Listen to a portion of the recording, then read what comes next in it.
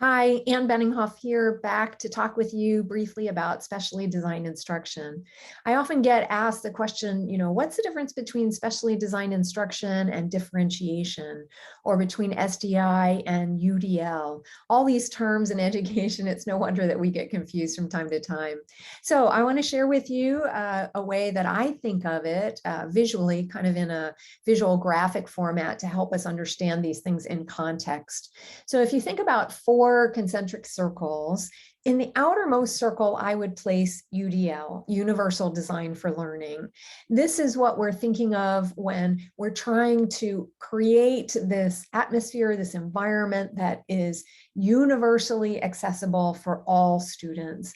And it is a lofty goal. We're trying to provide it to all kids. And it is actually a general education practice. And so for the best for all students, we'd want all general education classrooms to be providing universal design for learning.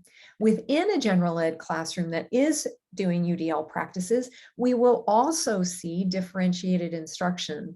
This is where we get into the nitty-gritty of what are students, a specific student's preferences, how does that student perhaps learn best, what's their learning profile, what's their readiness level on any given day. And based on all of that, we're going to differentiate for general ed, any student that's in the classroom. And then for some students, actually for all students, we go to MTSS, multi-tiered systems of support, or what some districts call RTI, response to intervention. And the first level, first tier, is high quality, good instructional practices in the general ed classroom. So that's accessible to all students. But then for some students, we realize that they may need to have a little bit more intervention, and we'll go into tier 2 or tier 3 to provide more intensive interventions for them. And all students have access to that.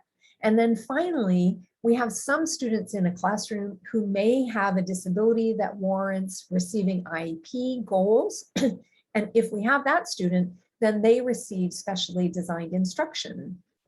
But they are eligible for all of these other things too, and would be receiving all of those things. So the only students in this big general ed classroom that receive SDI and UDL and DI and MTSS are those students with disabilities. The good news, though, is, as we talked about in one of my other videos, that we do also have some incidental benefit that might apply to the rest of the class. And so check out the video on incidental benefit as well. I hope that helps to put it all in context for you, and we will see you next time. Oh, by the way, all of these ideas are explained in much more detail in my new book, Specially Designed Instruction.